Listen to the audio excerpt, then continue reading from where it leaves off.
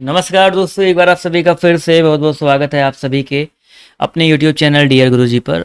So guys, जितने लोग यहाँ पर जुड़ रहे हैं सभी का स्वागत है, वेलकम है। और आप सभी को पता है जैसा कि डेली यहाँ पर जो आप सभी के लिए इंपॉर्टेंट जो क्लास है चलती रहती है। इसके अलावा साथियों, अगर आप लोग यहाँ पर हमारे टेलीग्राम ग्रुप से अभी तक नहीं जुड़े हैं तो आप लोग जो है जुड़ सकते हैं। इंस्टाग्राम पर जो फॉलो नहीं किया कर ली। तो पहले क्वेश्चन के लिए निर्देश दिया गया है। यहाँ पर बेसिकली निर्देश स्टार्टिंग के कुछ क्वेश्चन के लिए दिया गया है कि श्रुति सम भिन्नार्थक प्रश्नों के उत्तर देने के लिए सबसे उचित विकल्प चुनना है। अब श्रुति सम का मतलब क्या होता है? देखिए, श्रुति सम का मतलब क्या होता है? जो सुनने में समान हो। जैसे यहाँ पर देखिए आपका प्रहार है, यहाँ पर मैं इसको कर लेता हूँ ऊपर, तो यहाँ पर प्रहार है, उसके बाद परिहार है। तो प्रहार और परिहार देखिए सुनने में एक समान से लग रहे हैं, प्रहार परिहार, तो श्रुति सम है, लेकिन उनके अर्थ जो है भिन्नार्थक है, यानी उनके अर्थ अलग अलग हैं। तो यहाँ पर उनके लिए उचित शब्द चुनना है। तो देखिए ध्यान से, प्रहार का मतलब होता है आघात और परिहार का मतलब होता है त्यागना, यानी कि यहाँ पर जो ऑप्शन नंबर इसका बी है वो यहाँ पर करेक्ट हो जाएगा। इसी तरह क्वेश्चन नंबर 2 ध्यान से देखिए क्या कह रहा है आपसे। यहाँ पर पर्यंत है और पर्यंक है, दोनों का अलग अलग अर्थ होता है। तो अगर हम बात करते हैं पर्यंत के बारे में, इसका मतलब होता है तक, और पर्यंक का मतलब होता है पलंग, यानी कि ऑप्शन जो इसका ए है वो यहाँ पर बिल्कुल करेक्ट हो जाएगा। क्वेश्चन नंबर 3 देखिए, बहुत ही अच्छा क्वेश्चन है। कह रहा है कि पवन और पावन का मतलब क्या होता है। देखिए, पवन का मतलब वायु, ये होता है ना, ये हवा होता है, और पावन का मतलब होता है पवित्र। तो यहाँ पर पवित्रता मत कर देना, पवित्र होता है पावन का मतलब। तो ऑप्शन जो इसका डी है वायु और पवित्र, वो यहाँ पर बिल्कुल करेक्ट हो जाएगा। क्वेश्चन नंबर 4 इसी तरह से यहाँ पर कह रहा है पाहन और पाहुन, इसका सही अर्थ क्या है? तो भाई पाहन का मतलब होता है पत्थर, और पाहुन का मतलब होता है गेस्ट, यानी कि अतिथि। तो ऑप्शन जो इसका बी है वो यहाँ पर करेक्ट हो जाएगा। क्वेश्चन नंबर आपका 5 कह रहा है प्रस्तर और प्रस्तार का सही अर्थ क्या है? भाई, प्रस्तर का मतलब भी आपका पत्थर ही होता है, और प्रस्तार का मतलब होता है विस्तार, यानी कि फैलाव। तो यहाँ पर ऑप्शन जो इसका सी है प्रस्तार का मतलब फैलाव, ये बिल्कुल करेक्ट हो जाएगा। चलिए आते हैं अगले क्वेश्चन पर। तो अगला क्वेश्चन कह रहा है परिमित है एक परिमिति है। देखो, परिमित क्या होता है, परिमिति क्या होता है? तो परिमित का मतलब क्या होता है? बेसिकली आपकी एक सीमा, जो चरम सीमा होती है उसको परिमित बोलते हैं, और परिमिति जो होती है मर्यादा होती है। दोनों में अंतर क्या होता है? देखिए, परिमित है एक आपका यानी कि चरम सीमा, एक लास्ट सीमा, और परिमिति क्या होती है? मर्यादा होती है। क्लियर है? परिमिति आपने सुना होगा, जैसे आप लोग आयत की परिमिति भी निकालते हो, वो भी आपकी एक परिमिति होती है। क्लियर है? चलिए आते हैं क्वेश्चन नंबर 7 की तरफ। तो आपसे यहाँ पर क्या कह रहा है कि प्रदीप और प्रतीप का सही अर्थ क्या है? तो प्रदीप मतलब दोस्तों आपका दीपक होता है, और प्रतीप मतलब होता है आपका उल्टा। तो बहुत ही इंपॉर्टेंट है। तो ऑप्शन जो इसका ए है वो यहाँ पर करेक्ट हो जाएगा। क्वेश्चन नंबर 8 यहाँ पर देखिए क्या कह रहा है पानी और पाड़ी, इसका सही अर्थ क्या है? देखिए, पानी अलग है, पानी अलग है। वो पानी वो वाला पानी नहीं है जो हरियाणवी में बोल देते हैं, पानी अलग है और पानी अलग है। तो पानी का मतलब होता है जल, और पाड़ी का मतलब होता है भाई हाथ। तो ऑप्शन जो इसका डी है वो यहाँ पर बिल्कुल करेक्ट हो जाएगा। आते हैं क्वेश्चन नंबर 9 की तरफ। तो आपसे यहाँ पर क्या कह रहा है कि परिणाम और परिमाण, ये तो सबको पता होना चाहिए। परिणाम का मतलब होता है रिजल्ट, यानी कि नतीजा, और परिमाण का मतलब क्या होता है? भाई, परिमाण का मतलब होता है क्वांटिटी, यानी कि मात्रा। तो ऑप्शन जो इसका सी है नतीजा और मात्रा, वो यहाँ पर बिल्कुल करेक्ट हो जाएगा। इसी तरह आपका क्वेश्चन नंबर आपका 10 कह रहा है कि प्रबल और प्रवर, इसका सही अर्थ क्या है? भाई, प्रबल की अगर हम बात करते हैं तो इसका मतलब होता है प्रबल, शक्तिशाली हो, और प्रवर का मतलब क्या होता है? प्रवर का मतलब होता है जो थोड़ा श्रेष्ठ हो। तो यहाँ पर ऑप्शन जो इसका बी है, माफ़ कीजिएगा, शक्तिशाली और श्रेष्ठ, वो यहाँ पर बिल्कुल करेक्ट हो जाएगा। चलिए आते हैं अगले क्वेश्चन पर। तो अगला क्वेश्चन आपका यहाँ पर कह रहा है प्रसाद और प्रासाद। आप देखिए, बहुत इंपॉर्टेंट है, अगर यहाँ से क्वेश्चन आता है तो लोग बहुत गलती करके आते हैं। प्रसाद आपको पता है ना, प्रसाद क्या होता है और प्रासाद क्या होता है? तो दोनों में डिफरेंस है। तो प्रसाद मतलब होता है जिससे भगवान की तरफ से जो प्रसाद मिलता है वो बेसिकली एक कृपा होती है। तो यहाँ पर प्रसाद मतलब कृपा, और प्रासाद मतलब होता है महल। तो ऑप्शन जिसका ए है वो यहाँ पर बिल्कुल करेक्ट हो जाएगा। आते हैं क्वेश्चन नंबर 12 पर। तो आपसे यहाँ पर देखिए क्या कह रहा है कि पुरुष और परुष। देखिए, पुरुष अलग है, परुष अलग है। पुरुष का मतलब होता है बेसिकली आपका आदमी, और परुष का मतलब होता है कठोर। तो ऑप्शन जो इसका सी है वो यहाँ पर बिल्कुल करेक्ट हो जाएगा। इसी तरह क्वेश्चन नंबर आपका 13 कह रहा है अर्घ और अर्घ का सही अर्थ क्या है? भाई, अर्घ का मतलब क्या है और अर्घ का मतलब क्या है, इसका मतलब बताना है। तो अगर हम बात करते हैं अर्घ के बारे में, तो इसका मतलब होता है मूल्य, और अर्घ का मतलब होता है पूजा सामग्री। तो यहाँ पर ऑप्शन जो इसका डी है वो यहाँ पर बिल्कुल करेक्ट हो जाएगा। क्वेश्चन नंबर 14 आपसे कह रहा है कि असित और अशित का अर्थ क्या है? असित अलग है और अशित अलग है। देखिए, एक छोटा सा है, एक बड़ा सा है, तो इनमें डिफरेंस क्या है? इसका मतलब होता है काला, और अशित मतलब होता है भोधरा। तो ऑप्शन जो इसका ए है वो यहाँ पर बिल्कुल करेक्ट हो जाएगा। आते हैं क्वेश्चन नंबर 15 पर। तो आपसे कह रहा है अस्त्र और अस्त्र। अस्त्र जैसे सूरज अस्त होता है वो आपका अस्त्र होता है, और अस्त्र आपका जो शस्त्र वाला होता है वो होता है। तो बेसिकली यहाँ पर अगर देखा जाए तो ये जो स्टार्टिंग का अस्त्र है, अकॉर्डिंग टू द ऑप्शन देखा जाए तो अस्त्र मतलब आंसू भी होता है, तो आंसू हो जाएगा, और अस्त्र आपका हथियार होता है, तो ऑप्शन जो इसका सी है वो यहाँ पर करेक्ट हो जाएगा। क्वेश्चन नंबर 16 पर आते हैं। देखिए ध्यान से क्या कह रहा है कि अभय और उभय का सही अर्थ क्या है। अगर हम बात करें अभय के बारे में और बात करें उभय के बारे में, तो यहाँ पर अभय का मतलब होता है निर्भय, और उभय का मतलब होता है जो दोनों में होता है, यानी कि ऑप्शन जो इसका बी है निर्भय और दोनों, वो यहाँ पर बिल्कुल करेक्ट हो जाएगा। क्वेश्चन नंबर 17 पर आते हैं। देखिए ध्यान से क्या कह रहा है, अमित और अमित का अर्थ क्या होता है। एक अमित है, एक अमित है। तो अमित का मतलब होता है बेसिकली आपका बहुत, यानी कि आपके पास बहुत है, अमित है, अमित भंडार है। और अमित का मतलब होता है कि दुश्मन, शत्रु। तो यहाँ पर ऑप्शन जो इसका डी है शत्रु, और बहुत और शत्रु यहाँ पर बिल्कुल करेक्ट हो जाएगा। आते हैं क्वेश्चन नंबर 18 की तरफ। दोस्तों क्या कह रहा है, ध्यान से देखिए, अचर और अनुचर का सही अर्थ क्या है। अगर हम बात करें अचर के बारे में, अचर का मतलब होता है न चल पाने वाला, अचर यानी कि ना चलने वाला। और अनुचर मतलब होता है, अनुचर मतलब क्या होता है, जो आपका अनुचर होता है, नौकर होता है, वो आपका अनुचर होता है। तो ऑप्शन जिसका ए है वो यहाँ पर बिल्कुल करेक्ट हो जाएगा। इसी तरह आपका क्वेश्चन नंबर 19 कह रहा है, ध्यान से देखिए, अवलंब और अविलंब, इनका अर्थ क्या होता है। भाई अवलंब अलग है, अविलंब अलग है। अवलंब का बेसिकली मतलब होता है कि एक सहारा, और अविलंब मतलब होता है शीघ्र, यानी कि कितनी जल्दी से कोई काम हो जाए। तो ऑप्शन जो इसका सी है वो करेक्ट हो जाएगा। कहते नहीं भाई कोई भी काम भाई अविलंब यानी कि देर मत करो, जल्दी कर दो, शीघ्र कर दो। चलिए आते हैं क्वेश्चन नंबर 20 पर। तो अनिष्ट और अनिष्ट ये बहुत इंपॉर्टेंट है, कई बार आपसे पेपर में पूछा गया है। तो अनिष्ट और अनिष्ट की अगर हम बात करते हैं तो इनका जो अर्थ होता है, अनिष्ट मतलब होता है श्रद्धाहीन, और अनिष्ट मतलब होता है हानि। तो ऑप्शन जो इसका बी है वो यहाँ पर करेक्ट हो जाएगा। 21 नंबर क्वेश्चन कह रहा है, अश्व और अश्म का सही अर्थ क्या है। देखिए इसके बाहर आपको मे बी कोई क्वेश्चन देखने को मिले, बट यहाँ पर जो मैं आपको मोस्ट इंपॉर्टेंट 196 क्वेश्चन कराऊंगा, इससे बाहर आपको शायद ही क्वेश्चन मिलने वाला है। ध्वनि, वर्ड, विचार, अभी आपको सब कुछ मिलेगा, तत्सम तद्भव मिलेगा, और भी बहुत सारी चीज़ें यहाँ पर मिलने वाली है। तो यौगिक, रूढ़, ये जितने भी शब्द होते हैं सब कुछ मिलेगा। तो ऐसा मत समझो सिर्फ यही है, तो जितने इंपॉर्टेंट सारे करवा रहा हूँ। तो यहाँ पर देखा जाए अश्व का मतलब क्या होता है सर, घोड़ा, और अश्म का मतलब क्या होता है, पत्थर। देखिए पत्थर के मतलब आपको बहुत मिल गए, पाहन मिल गए, प्रस्तर मिल गए, बहुत सारे ऐसे मिल गए। तो अश्म मतलब भी आपका क्या होता है, पत्थर होता है, तो याद रखिएगा। क्वेश्चन नंबर आपका 23 कह रहा है कि अम्बुज और अम्बुधि का सही अर्थ क्या है। भाई अम्बुज का मतलब क्या होता है और अम्बुधि का मतलब क्या होता है। अम्बुज का मतलब होता है कमल, और अम्बुधि का मतलब होता है सागर। तो ऑप्शन जो इसका डी है, सी है, वो यहाँ पर बिल्कुल करेक्ट हो जाएगा। क्वेश्चन नंबर 24 पर आते हैं। तो अभिराम और अविराम, इसका सही अर्थ क्या है। तो अभिराम का मतलब क्या होता है, अभिराम का मतलब होता है सुंदर, और अविराम का मतलब होता है बिना रुके यानी कि लगातार। तो ऑप्शन जो इसका ए है वो यहाँ पर बिल्कुल करेक्ट हो जाएगा। जैसे कि आज मैं अविराम मतलब बिना रुके मैं आपको 196 जो क्वेश्चन है करवाऊंगा, बिना किसी कट एंड क्रॉप की कोशिश करूंगा। आते हैं क्वेश्चन नंबर 25 पर। तो अन्न और अन्य, इसका सही अर्थ क्या है। तो भाई जो अन्न होता है उसका मतलब होता है अनाज, और जो अन्य होता है यानी कि उसका मतलब होता है दूसरा। तो ऑप्शन जो इसका बी है, अनाज और दूसरा, वो यहाँ पर बिल्कुल करेक्ट हो जाएगा। आते हैं क्वेश्चन नंबर 26 पर। तो आपसे क्या कह रहा है कि श्रवण और भ्रमण, इसका सही अर्थ क्या है। भाई श्रवण का मतलब क्या होता है और भ्रमण का मतलब क्या होता है। श्रवण का मतलब होता है सुनना, श्रवण मतलब सुनना, और श्रमण मतलब होता है बौद्ध सन्यासी। बहुत ही इंपॉर्टेंट है। तो यहाँ पर ऑप्शन जो इसका बी है वो यहाँ पर करेक्ट हो जाएगा। क्वेश्चन नंबर आपका 27 कह रहा है हरि और हर, इसका सही अर्थ क्या है। हरि का मतलब क्या है और हर का मतलब क्या है। तो हरि का मतलब होता है विष्णुदेव, और हर का मतलब होता है हरे रंग की। तो बहुत ही इंपॉर्टेंट है। तो ऑप्शन जो इसका डी है वो यहाँ पर बिल्कुल करेक्ट हो जाएगा। समझ में आ रहा है ना सर। चलिए आते हैं क्वेश्चन नंबर 28 पर। तो शुल्क और शुल्क, देखिए शुल्क है एक शुक्ल है, ध्यान दीजिएगा, देखने में सुनने में एक जैसे लग रहे हैं बट अलग अलग हैं। तो शुल्क मतलब आपकी जो फीस लगती है, एग्जाम आप देते हो, आप लोग बहुत सारी जगह शुल्क लगती है, तो शुल्क होता है। और शुक्ल का मतलब क्या होता है सर, जो शुक्ल होता है उसका मतलब होता है उज्ज्वल। तो ऑप्शन जो इसका ए है वो यहाँ पर बिल्कुल करेक्ट हो जाएगा। शुक्ल पक्ष भी होता है, आपने सुना ही होगा। आते हैं क्वेश्चन नंबर 29 पर। तो आपसे क्या कह रहा है कि स्वजन और स्वजन, देखिए एक स्वजन है, श्वाजन है, तो इनका सही अर्थ क्या है। तो भाई जो आपका पहला वाला स्वजन आधा सा जिसमें लगा हुआ है उसका मतलब क्या होता है आत्मीय, और जो स्वजन होता है इसका मतलब होता है कुत्ता, यानी कि जो डॉग्स होते हैं। तो यहाँ पर ऑप्शन जो इसका सी है वो यहाँ पर बिल्कुल करेक्ट हो जाएगा। समझ में आ गया ना।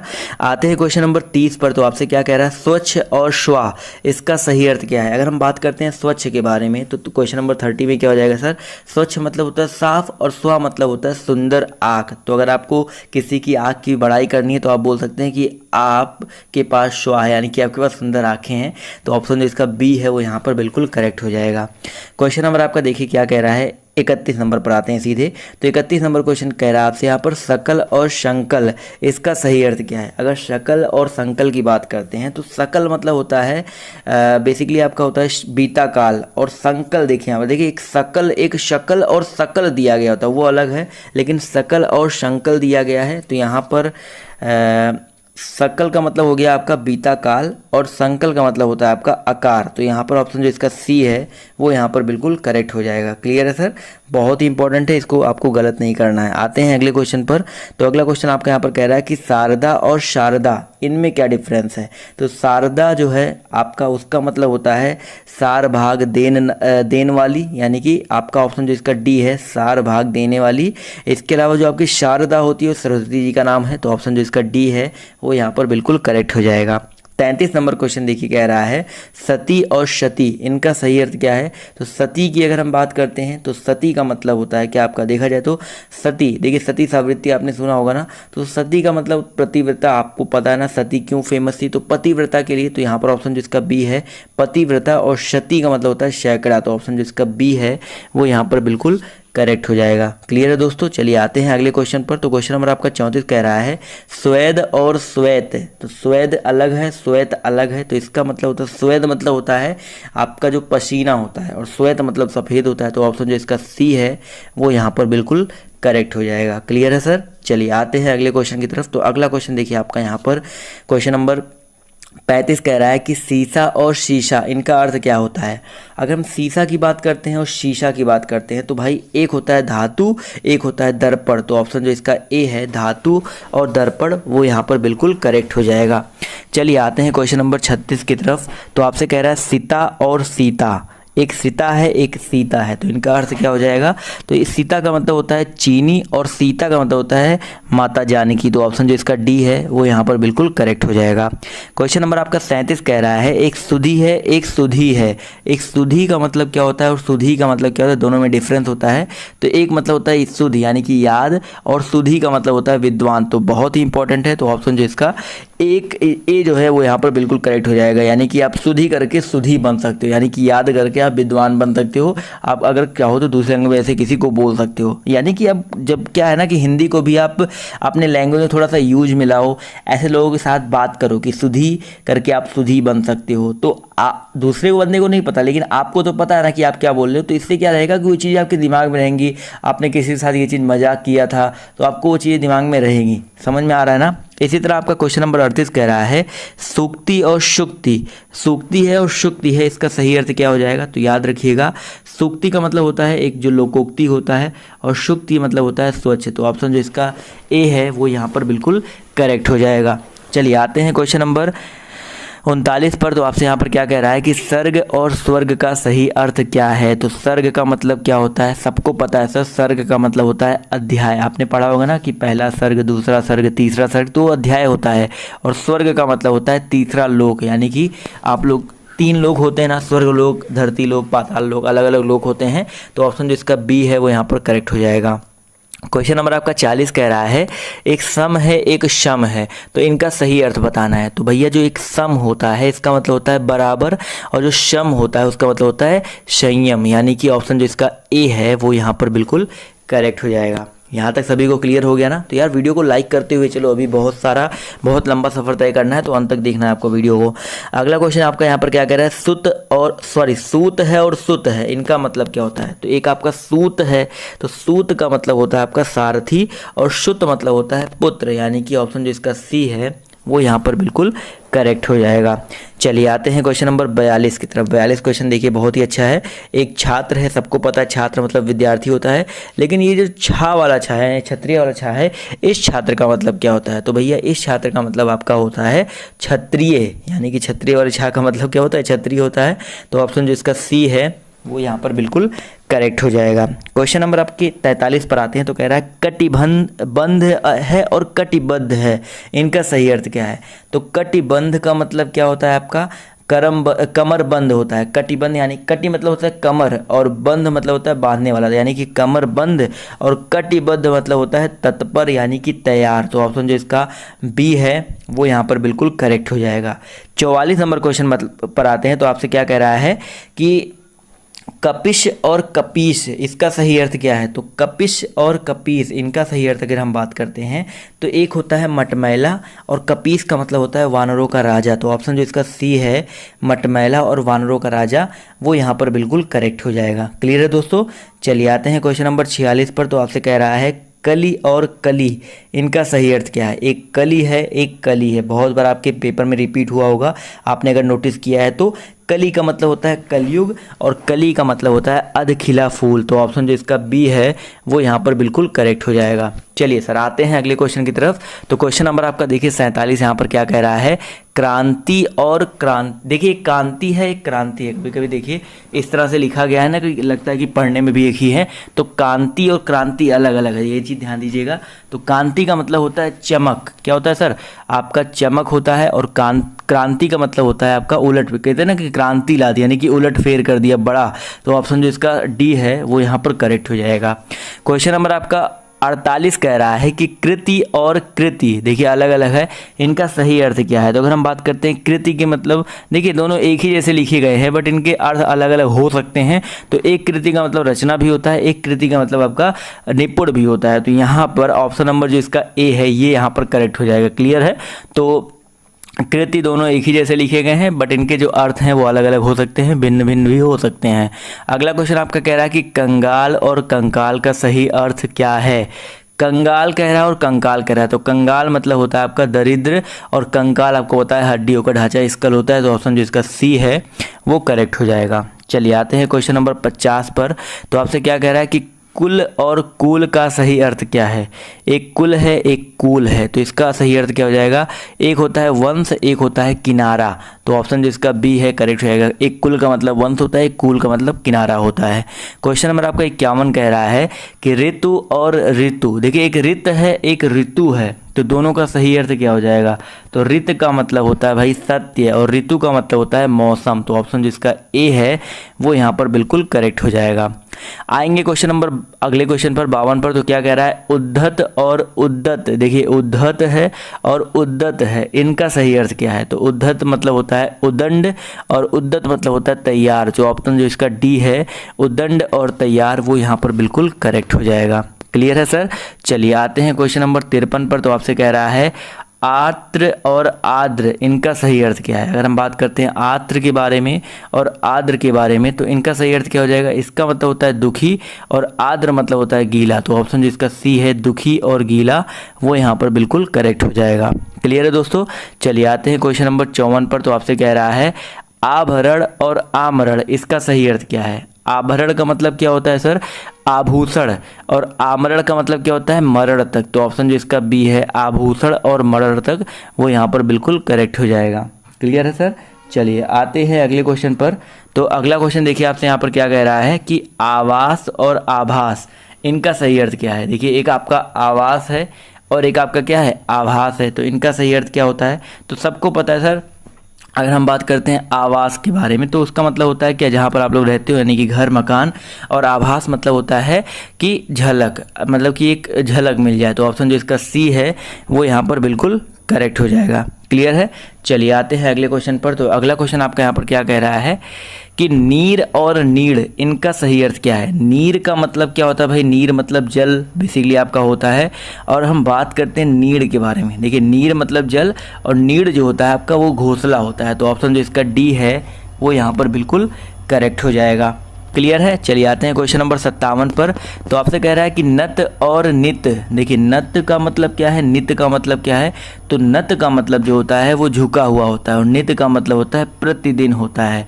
तो ऑप्शन जो इसका ए है झुका हुआ और प्रतिदिन, ये यहाँ पर बिल्कुल करेक्ट हो जाएगा।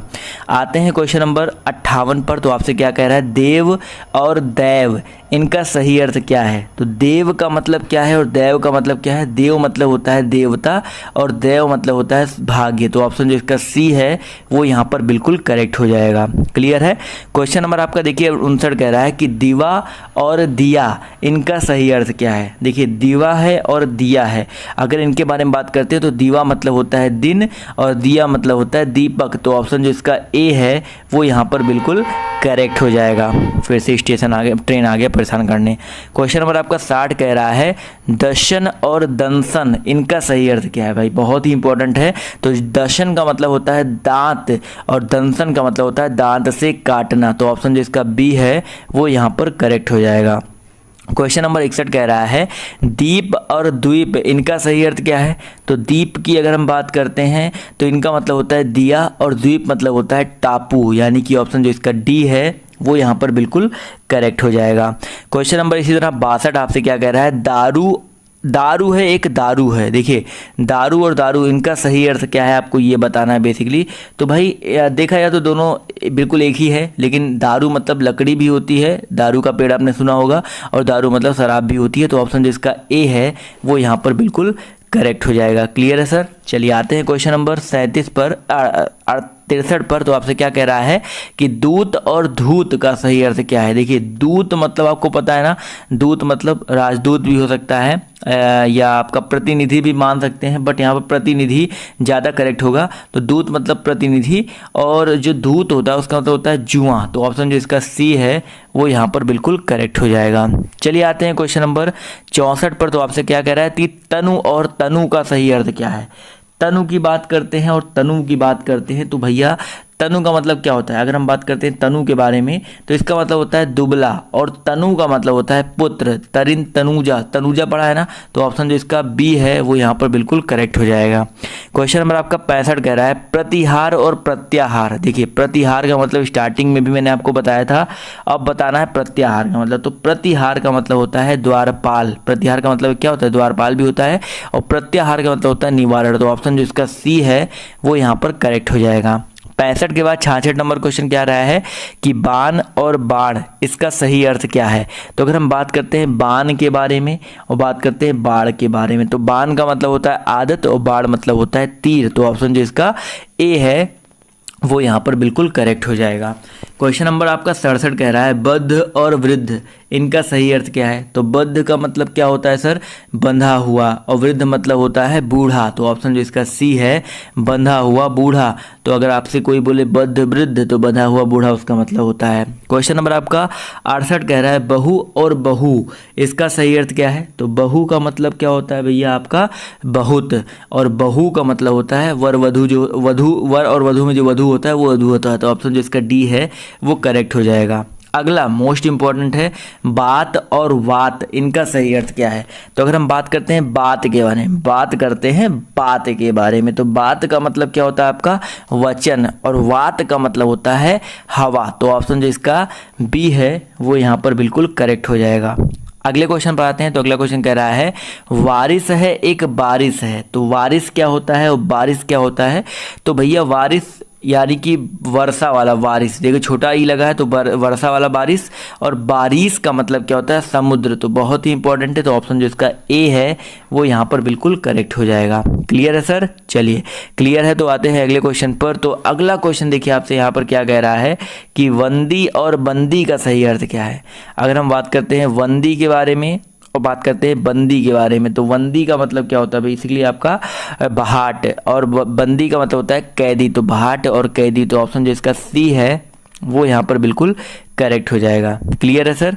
चलिए आते हैं अगले क्वेश्चन की तरफ। तो अगला क्वेश्चन आपका यहाँ पर कह रहा है कि बहन और वहन इनका सही अर्थ क्या है। तो अगर हम बात करते हैं बहन यानी कि सिस्टर वाला बहन होता है, लेकिन यहाँ पर बहन अलग, यहाँ पर इसका कुछ अर्थ होगा। तो यहाँ पर देखा जाए तो बहन का मतलब सब में एक ही दिया गया, बहन बहन बहन। तो बहन का मतलब बहन ही होगा, कुछ अलग क्यों होगा। और वहन का मतलब क्या होता है, वहन मतलब होता है क्या, वहन करना, आपने सुना है ना वहन करना। तो यहाँ पर क्या हो जाएगा आपका ढोना। तो ऑप्शन जो इसका डी है वो यहाँ पर बिल्कुल करेक्ट हो जाएगा। क्लियर है सर।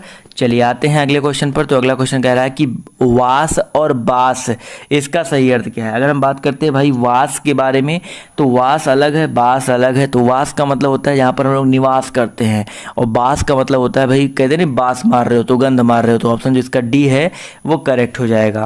क्लियर है। आते हैं अगले क्वेश्चन पर। कह रहा है कि बलि और बलि का सही अर्थ क्या है। अगर हम बलि की बात करते हैं और बलि के बारे में बात करते हैं, तो बलि मतलब होता है बलिदान, और बलि का मतलब होता है शक्तिशाली। तो ऑप्शन जो इसका सी ए है वो यहाँ पर करेक्ट हो जाएगा। आते हैं क्वेश्चन नंबर 75 पर। तो आपसे क्या कह रहा है, ध्यान से देखिए कि शब्द क्या है। भैया शब्द क्या होता है, एक या एक से अधिक सार्थक वर्ड समूह होता है। तो ऑप्शन जो इसका बी है वो यहाँ पर बिल्कुल करेक्ट हो जाएगा, एक या एक से अधिक सार्थक वर्ड समूह। क्लियर है। चलिए आते हैं क्वेश्चन नंबर 76 पर। तो आपसे कह रहा है योग रूढ़ शब्द क्या है। अब देखिए अभी तक हमने बहुत सारी चीज़ों के बारे में पढ़ा, अब उसके आगे थोड़ा बढ़ रहे हैं। तो यहाँ पर योग रूढ़ शब्द पूछ रहा है क्या होता है।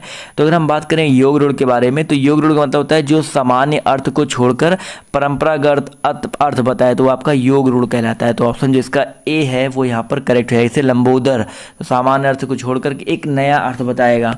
इसी तरह आपका क्वेश्चन नंबर 77 कह रहा है कि निम्नलिखित में से कौन सा कथन सत्य है। तो 4 कथन दिए गए हैं, तो यहाँ पर बताना आपका कौन सा कथन सत्य है। तो यहाँ पर देखा जाए तो उपसर्ग प्रत्यय से रूढ़ शब्द बनते हैं, तो गलत बात है भाई, रूढ़ शब्द उपसर्ग प्रत्यय से नहीं बनते हैं। तद्भव शब्द सीधे अरे तद्भव शब्द नहीं, तत्सम शब्द सीधे संस्कृत से आए हैं, और योग रूढ़ शब्द आविकारी नहीं होते हैं, ऐसा कुछ भी नहीं है। तो यहाँ पर अगला कथन कह रहा है कि यहाँ पर अगला कह रहा है कि यौगिक शब्द 2 शब्दों के योग से बनते हैं। तो ये बिल्कुल सही कथन है भाई, यौगिक जो शब्द होते हैं वो आपके 2 शब्दों के योग से बनते हैं। क्वेश्चन नंबर आपका 78 क्या कह रहा है कि निम्नलिखित में से कौन सा कथन सत्य नहीं है। तो यहाँ पर कह रहा है कौन सा कथन सत्य नहीं है। तो पहले कथन की बात करते हैं, तो संकर शब्द ग्रामीण शब्द हैं। तो देखा जाए तो यही शब्द आपका सही नहीं है, क्योंकि संकर जो हाइब्रिड होता है वो क्या होता है, 2 शब्दों का 2 अलग अलग भाषाओं का मेल होता है। तो ग्रामीण शब्द तो बिल्कुल यहाँ पर नहीं होगा, तो ये आपका सत्य नहीं है। इसके अलावा देश शब्दों की व्युत्पत्ति का पता नहीं चलता, तो ये भी बिल्कुल सही बात है। रूढ़ शब्दों की कोई व्युत्पत्ति नहीं होती, ये भी सही बात है। और तद्भव शब्द तत्सम के विकृत रूप है, ये भी बिल्कुल सही बात है। तो 3 कथन सही है, 1 कथन आपका सत्य नहीं है। 79 आपसे कह रहा है कि व्यवहार लोक में अर्थ प्रतीत कराने वाली ध्वनि ही शब्द है। यह कथन किस व्याकरण का है। तो व्याकरण का है। तो देखिए क्वेश्चन यहाँ पर क्या पूछा गया है। तो यहाँ पर देखा जाए तो व्यवहार लोक में अर्थ प्रतीत कराने वाली ध्वनि ही है। तो ये बेसिकली आपका व्याकरण में है, या आपका पतंजलि में है। तो ऑप्शन जो इसका कौन सा है सर, डी वाला ऑप्शन जो है वो यहाँ पर बिल्कुल करेक्ट हो जाएगा। क्लियर है दोस्तों। चलिए आते हैं अगले क्वेश्चन की तरफ। तो अगला क्वेश्चन आपका यहाँ पर क्वेश्चन नंबर 80 क्या कह रहा है कि निर्देश दिया गया है कि इन 4 ऑप्शन दिए गए हैं कुछ शब्दों के लिए। अभी जब तक निर्देश और नहीं आता तब तक के लिए रूढ़ शब्द आपको ढूंढना है। तो देखिए इसमें क्या रूढ़ शब्द हो जाएगा। तो भैया रूढ़ शब्द सब पहले आपको पता होना चाहिए, रूढ़ शब्द क्या होते हैं। क्लियर है कि किसी को पता है कि नहीं पता है। कम से कम आपको जब तक रूढ़ शब्द पता नहीं होगा तब तक आप लोग कैसे किसी चीज़ को आप लोग बता पाओगे। तो देखिए रूढ़ शब्द होते हैं, योग रूढ़ शब्द होते हैं, यौगिक शब्द होते हैं, अलग अलग होते हैं। रूढ़ शब्द जो होते हैं वो क्या कहलाते हैं कि जिन शब्दों के सार्थक खंड ना हो उन्हें रूढ़ शब्द कहते हैं। जैसे आपके घर का कोई सार्थक खंड है नहीं है, घोड़ा, दिन, कान, ये इनके सार्थक खंड नहीं है, तो आपका ये रूढ़ हो जाएगा। इसी तरह आपका यौगिक होता है। अभी जब यौगिक मिलेगा तो मैं आपको यौगिक भी समझा दूंगा क्या होगा। तो अभी रूढ़ का मतलब समझ में आ गया ना, तो रूढ़ के बारे में जान लेते हैं। तो यहाँ पर देखा जाए तो रेशम, पलंग और मलमल, तो इनका देखो अलग अलग इनको कर सकते हो। रेशम को अलग कर सकते हो, पलंग को अलग कर सकते हो, आप मलमल को अलग कर सकते हो। यानी कि इनके अलग खंड, रेशम में रेस, एक रेस का मतलब कुछ होता है, पलंग में अंग अलग हो सकता है, मलमल में मल और मल आपका अलग अलग है, लेकिन लाल के कोई भी सार्थक खंड नहीं होंगे। तो ऑप्शन जो इसका सी है करेक्ट हो जाएगा। इसी तरह आपका क्वेश्चन नंबर 81 में देखो हल्दी, फुलवारी, सरोवर और काला, तो आप लोग देख के ही बता सकते हो। सर 81 में आपका ऑप्शन नंबर जो इसका डी है काला, ये यहाँ पर बिल्कुल करेक्ट हो जाएगा। जल्दी जल्दी करेंगे इसको क्योंकि यहाँ पर आपको ज़्यादा दिमाग नहीं लगाना है। आपका उबटन, पेट और पंकज और सलाई, तो उबटन का मतलब उबटन, पेट, देखिए उबटन में अलग अलग कर सकते हो, पंकज में कर सकते हो, सलाई में कर सकते हो, लेकिन सी ऑप्शन जो पेट है इसमें नहीं कर सकते हो। इसी तरह आपका क्वेश्चन नंबर 83 में क्या कह रहा है कि तद्भव शब्द चुनना है। तद्भव शब्द पता है ना क्या होता है, जो आपका तत्सम से आते हैं, तत्सम से विकृत होकर बनते हैं तद्भव शब्द। तो 83 में देखिए क्या हो जाएगा आपका, सरद है, क्रूर है, गिरड़ा है, ये आपके तत्सम है, लेकिन यहाँ पर लुहार जो है आपका तद्भव हो जाएगा।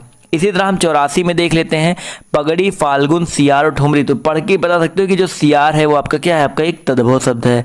इसी तरह क्वेश्चन नंबर 85 देखिए क्या कह रहा है, फ्रांस है, ब्रह्मा है, पक्ष है और टोटी है। देखिए फ्रांस, ब्रह्मा, पक्ष, टोटी, आराम से पढ़ के बता सकते हो। यहाँ पर फ्रांस अलग है, तो यहाँ पर ये आपका जो हो जाएगा 85 का ए, ये आपका एक तद्भव शब्द हो जाएगा। क्लियर है। अगले क्वेश्चन पर आते हैं। तो अगला क्वेश्चन आपका कह रहा है, तोंद, ऊषा, दूल्हा और वियोग। तोंद है, ऊषा है, दूल्हा है और वियोग है। तो यहाँ पर क्या हो जाएगा, ये आपका जो दूल्हा है ये आपका एक तद्भव शब्द हो जाएगा। क्लियर है। इसी तरह 87 नंबर क्वेश्चन में क्या कह रहा है, योग, जीवन और क्रोध है और आपका मीठा है। तो यहाँ पर अगर देखा जाए तो मीठा जो है बेसिकली बिल्कुल सही है, मीठा जो है आपका एक तद्भव शब्द हो जाएगा।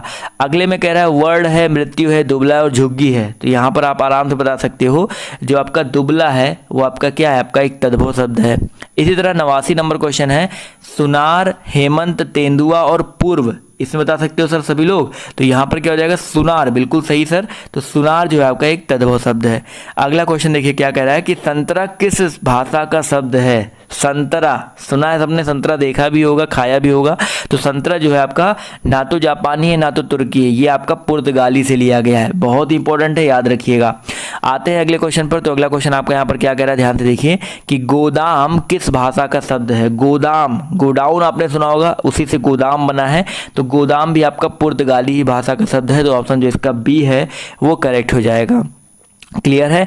92 नंबर क्वेश्चन पर आते हैं। तो क्या कह रहा है कि अस्पताल किस भाषा का शब्द है। देखिए यहाँ से क्वेश्चन बहुत बनते हैं, तो अस्पताल की बात कर लेते हैं। तो अस्पताल जो है बेसिकली वो आपका अंग्रेजी भाषा का शब्द है। हॉस्पिटल, अस्पताल भी आपका अंग्रेजी भाषा का शब्द है। तो बहुत इंपॉर्टेंट है, याद रखिएगा। आते हैं 93 नंबर पर। तो बहादुर किस भाषा का शब्द है। जो बहादुर है वो आपका एक तुर्की भाषा का शब्द है। किस भाषा का सर, तुर्की भाषा का शब्द है। इसी तरह आपका क्वेश्चन, आपका आमदनी किस भाषा का शब्द है। अगर हम बात करते हैं आमदनी के बारे में, तो आमदनी जो है आपका एक फारसी भाषा का शब्द है। किस भाषा का सर, फारसी भाषा का शब्द है। तो ऑप्शन जो इसका बी है वो यहाँ पर बिल्कुल करेक्ट हो जाएगा। क्वेश्चन नंबर आपका 95 देखिए क्या कह रहा है कि कबूतर किस भाषा का शब्द है। कबूतर की अगर हम बात कर लेते हैं तो याद रखिएगा ये आपका फारसी भाषा का शब्द है। किस भाषा का सर, फारसी भाषा का शब्द है। क्वेश्चन नंबर आपका 96 कह रहा है मुकदमा किस भाषा का शब्द है। मुकदमा की अगर हम बात कर लेते हैं तो मुकदमा जो है बेसिकली आपका अरबी भाषा का शब्द है। किस भाषा का सर, अरबी भाषा का शब्द है। तो ऑप्शन जो इसका बी है वो करेक्ट है। देखो इसको आपको याद करना होगा, बिना याद किए नहीं होगा। कुछ इंपॉर्टेंट जो है यहाँ पर मैं करवा दे रहा हूँ, तो ये आपके लिए इंपॉर्टेंट भी हो सकते हैं, इनको टिक करते हुए चलिएगा। 97 कह रहा है भाई रेल किस भाषा का शब्द है। रेल जो है आपका, ये तो आपको पता है RAIL अंग्रेजी भाषा का ही शब्द है। तो ऑप्शन जो इसका ए है करेक्ट हो जाएगा। 98 कह रहा है कि लफंगा जो है वो किस भाषा का शब्द है। लफंगा की अगर हम बात करते हैं तो आपका पुर्तगाली भाषा का शब्द है। कैसा भाई, पुर्तगाली। तो ऑप्शन जो इसका डी है वो करेक्ट हो जाएगा। इसी तरह आपका कूपन जो है वो किस भाषा का शब्द है। तो कूपन आपका एक फ्रेंच शब्द है। तो ऑप्शन जो इसका बी है फ्रेंच, वो यहाँ पर बिल्कुल करेक्ट हो जाएगा। क्वेश्चन नंबर आपका 100 देखिए ध्यान से क्या कह रहा है कि गिरह कट शब्द क्या है। गिरह कट जो शब्द है बेसिकली आपका संकर शब्द है। दो अलग अलग भाषाओं से मिलकर बना हुआ है गिरह कट। तो ऑप्शन जो इसका डी है संकर, वो यहाँ पर बिल्कुल करेक्ट हो जाएगा। इसी तरह आपका क्वेश्चन नंबर 101 कह रहा है भाई ऊट पटांग शब्द क्या है। अगर हम बात करते हैं ऊट पटांग के बारे में तो इसका मतलब है ये आपका एक देशज शब्द है। देशज निकला हुआ, इसकी व्युत्पत्ति का पता नहीं है, बोलते नहीं ऊट पटांग बोल दिया। तो ऑप्शन जो इसका सी है वो करेक्ट हो जाएगा। क्वेश्चन नंबर आपका 102 कह रहा है कि कायल शब्द क्या है। तो कायल ना तो यौगिक है, ना तो रूढ़ है, ना तो तत्सम है, ये आपका एक तद्भव शब्द है। तो ऑप्शन जो इसका बी है वो यहाँ पर बिल्कुल करेक्ट हो जाएगा। क्वेश्चन नंबर 103 पर आते हैं। ध्यान से देखिए क्या कह रहा है आपसे यहाँ पर कि पंकज शब्द क्या है। पंकज भाई क्या है शब्द। तो पंकज जो शब्द है वो आपका एक योग रूढ़ शब्द है। कैसे शब्द है सर, योग रूढ़ शब्द। देखिए रूढ़ शब्द मैंने आपको बताए, अब योग रूढ़ और यौगिक भी जान लेते हैं। तो पहले योग रूढ़ जान लेते हैं। तो योग रूढ़ शब्द वे शब्द होते हैं भैया जो अपने सामान्य अर्थ को छोड़ करके किसी विशेष अर्थ को बताने लगते हैं, उन्हें योग रूढ़ कहते हैं। जैसे पंकज हो गया, पंकज देखिए आपको पता है ना कि पंकज का अर्थ कुछ अलग हो जाता है। इसी तरह जलज हो गया, जलज हो गया, और क्या हो जाता है चक्रपाणी, लंबोदर, दशरथ, बहुत सारे ऐसे होते हैं। क्लियर है सर। चलिए आते हैं क्वेश्चन नंबर 104 पर। तो पुरोहित शब्द क्या है। पुरोहित शब्द के बारे में बात करते हैं तो ये आपका क्या है, एक तत्सम शब्द है।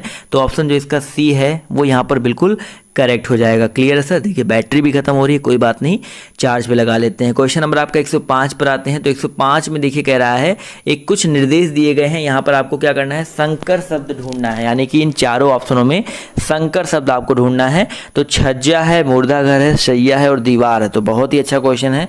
तो याद रखिएगा यहाँ पर जो आपका मुर्दा घर है, मुर्दा घर बेसिकली आपका दो अलग अलग भाषाओं से मिलके बना है, तो ये आपका क्या हो जाएगा, करेक्ट हो जाएगा। क्लियर है।